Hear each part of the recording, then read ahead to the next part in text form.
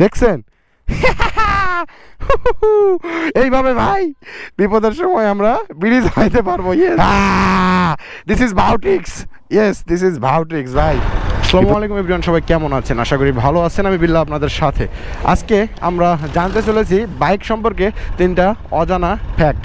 আর আসলে 3টা অজানা ফ্যাক্ট খুবই গুরুত্বপূর্ণ। আপনারা যদি কোনো সময় বিপদে পড়ে যান সেক্ষেত্রে আপনাদের খুবই কাজে লাগবে। দেখেন, যখন আপনারা আমরা বাইক রাইড করি তখন বাইক রাইড করার সময় অনেক সময় আমাদের বেশি জোরে জোরে পিক আপ থ্রোটল এগুলো মারার কারণে আমাদের এই থ্রোটল বা এই যে পিক আপটা এটা কেটে যায়। পিক আপ কেটে গেলে কিন্তু বাইক স্টার্ট হবে ঠিকই, কিন্তু আরপিএম না দেওয়ার কারণে বাইকটা আপনার সামনের দিকে আগাবে না। তো এই বিপদ থেকে বাঁচার জন্য আমার কাছে একটা ট্রিক্স আছে, আপনারা সেটা অ্যাপ্লাই করতে পারেন। সেটা আমার ব্যক্তিগত দিক থেকে আমি বিবেক বিবেচনা করে আপনাদেরকে বলতেছি। দেখেন, আমি শিখাই দিচ্ছি আপনাদেরকে। সাপোজ আমারটা হোন্ডা এক্সব্লেড, অন্যান্য বাইকেও আপনারা এই জিনিসটা করতে পারবেন। তো একটু ফাঁকা সামনে জায়গায় যাই।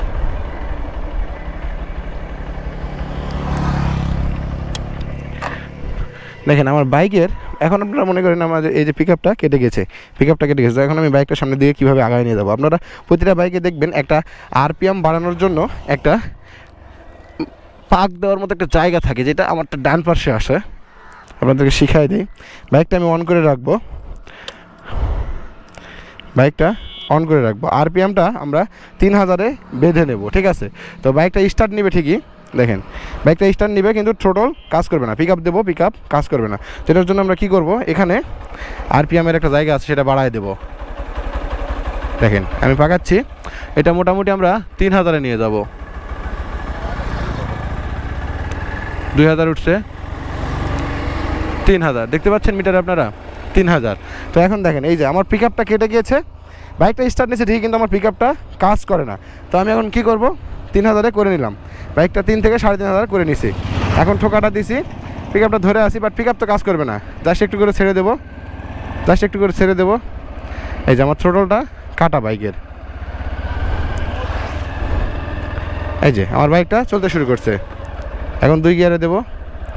এইভাবে বাইকটা আপনি যতদূর সম্ভব আপনার বাইক মেকারের গ্যারেজ পর্যন্ত নিয়ে যাইতে পারবেন। দেখেন থ্রোটল কিন্তু বাড়ানোই আছে। এই যে বাইক কিন্তু আমার রান করতে শুরু করে দিয়েছে, বাইক চলতে আছে। দেখছেন?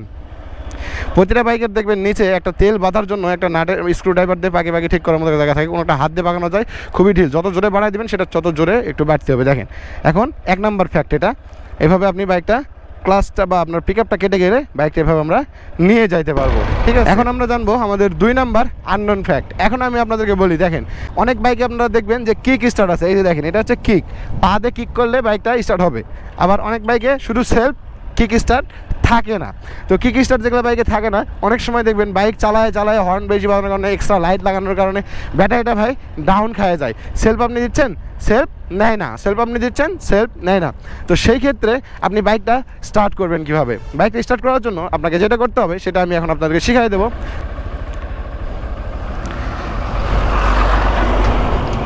আমার বাইকের সেলফ কাজ করতেছে না, কিক স্টার্টও নাই। সেই ক্ষেত্রে আমি কী করবো, বাইকটা জাস্ট বের করার পরে আমি বাইকটার এই যে দেখবেন অনেক সময় ডবল স্ট্যান্ড থাকে, আমি বাইকটার ডবল স্ট্যান্ড করবো। এই যে বাইকটা আমি ডবল স্ট্যান্ড করে নিলাম, আমার সেলফ এখন কাজ করতেছে না। সাপোজ সেলফ দিচ্ছি, বাইকের সেলফই নিচ্ছে না। সেই ক্ষেত্রে আমার করণীয় হবে বাইকের চাবিটা অন করব। যেহেতু আমার কিক স্টার্ট নাই বাইকে, সেহেতু আমি কী করব, বাইকের একটু চাকাটা ঘুরে দিই, তাহলে ঠোকাটা নেবে নি। 2টা 3 4 নাম্বার, প্রায় 3 থেকে 4টা গিয়ার আপনারা দিয়ে নেবেন। দিয়ে এভাবে মিটারটা অন করে রেখে দিবেন। তারপর আপনারা যেটা করতে হবে, বাইকে যেহেতু আমার কিক স্টার্ট নাই, সেলফও নিচ্ছে না, তো বাইকটা আমি স্টার্ট করবো কীভাবে? জাস্ট এভাবে আসবেন, দেখেন এভাবে চাকাটা ধরে এই জোরে পাক দিয়ে দিছি, দেখেন স্টার্ট ধরে গেছে বাইকটা। আমার সেলফ কাজ করছিল না, কিক স্টার্ট বাইকে নাই। সেই ক্ষেত্রে আপনি এখন কি করতে পারেন, এই যে এখন ক্লাসটা ধরে বাইকটা নামায় নিয়ে ব্যাস ঠকা কমায় দিলাম, এই তো স্টার্ট হয়ে গেল। আমি এখন বাইকটা নিয়ে ইজিলি যাইতে পারতেছি। দেখছেন গা ঘেমে গেছে ভাই, টান দিতে একটু টান দেই। তারপর 3 নাম্বার ফ্যাক্ট বলি আপনাদেরকে।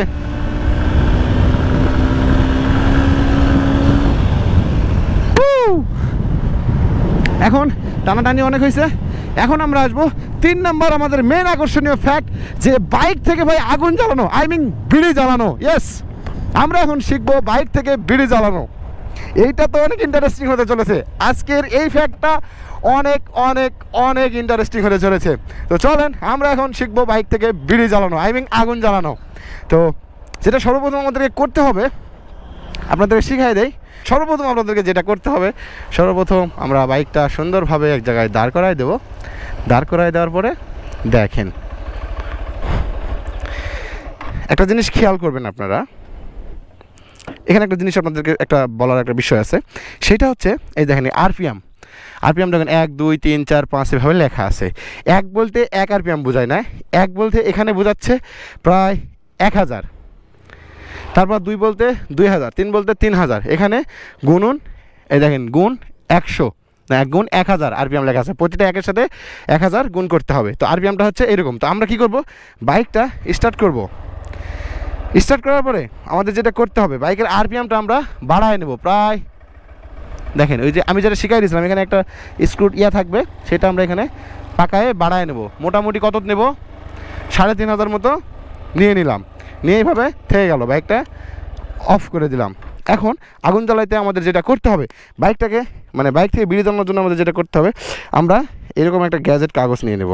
ইয়েস, গ্যাজেট কাগজ নিয়ে নেওয়ার পরে বাস আমি 2টা নিয়েছিলাম, একটাতেই হবে, একটা রেখে দিই। গ্যাজেট কাগজটা সুন্দরভাবে আমি দেখেন সাইজ করে নিই সুন্দরভাবে, বাস গোল একটা ডিজাইন হয়ে গেল, তাই না? বাপরে বাইক চালাইতেছে মানুষ, গোল একটা ডিজাইন হয়ে গেল। এখন আমরা কি করব, এইখানে আসার পরে আমাদের প্লাগ খুলবো। প্লাগটা খুলে ফেললাম। এটা আমাদের একটু সাইজ করে লাগাই নিতে হবে, যাতে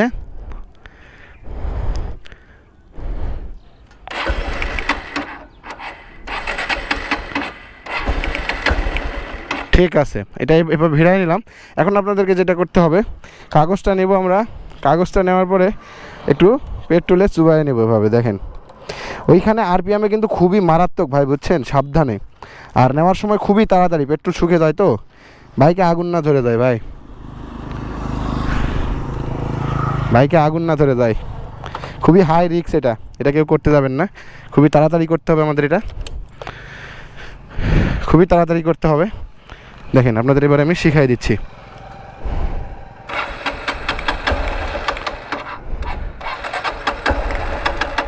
পেট্রোল শুকে গেছে, পেট্রোল শুকে গেলে কাজ হবে না, আমি জানতাম।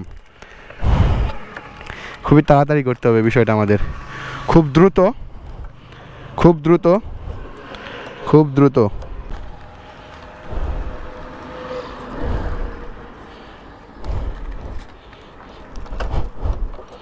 খুবই দ্রুত, খুবই দ্রুত, খুবই দ্রুত।